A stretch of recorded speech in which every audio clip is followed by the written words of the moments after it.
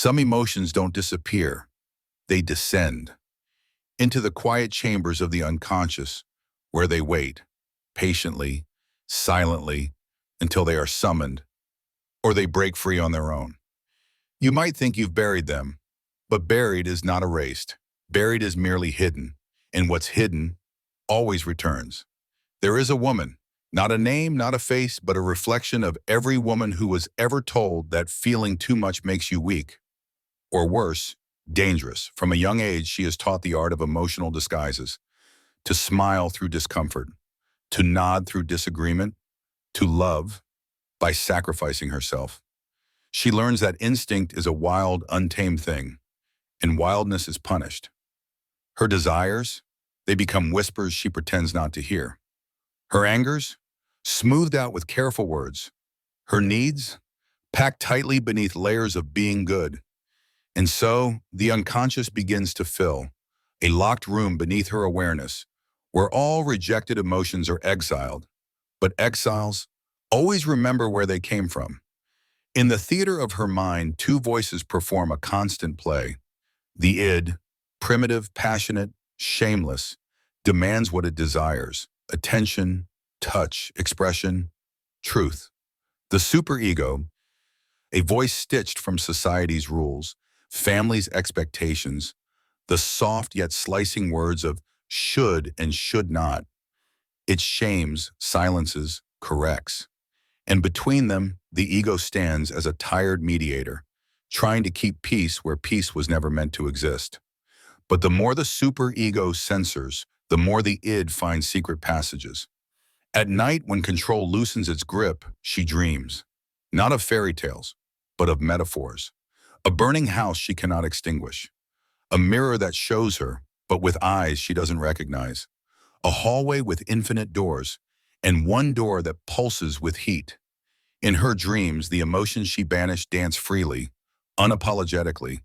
But when she wakes, the superego rushes in. It was just a dream, it insists. But the body knows otherwise.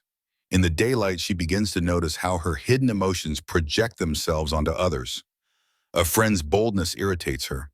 A stranger's defiance feels offensive. But beneath that irritation is envy, longing, a silent cry of, "That should be me." Have you ever judged someone harshly, only to later realize you were confronting a part of yourself, a desire you weren't allowed to claim? That's not coincidence. That's your unconscious screaming through the faces of others. Her mind becomes a house with a locked room. No one speaks of it, no one enters. But from within, the muffled sounds of desires pound like a heartbeat. There is fire under ice. The surface appears calm, perfect. But beneath, passions boil, pressing against the fragile walls of control. And then, there's the mirror, an object she avoids. For when she dares to look, she sees not the face she performs, but the shadow self, the woman she might become if she stopped apologizing for her emotions. Suppression is not infinite, it builds, like water behind a dam. One day a crack forms, small, insignificant, but water knows persistence, and so do emotions. A careless comment pierces her. An unexpected touch awakens longing. A simple no, she says, feels like liberation, but also like rebellion. She feels fear, but also a thrill. The desires she thought were gone are not gone. They are just no longer willing to whisper. The unconscious is not a graveyard. It's an archive. It doesn't forget, but it doesn't punish. It waits for honesty.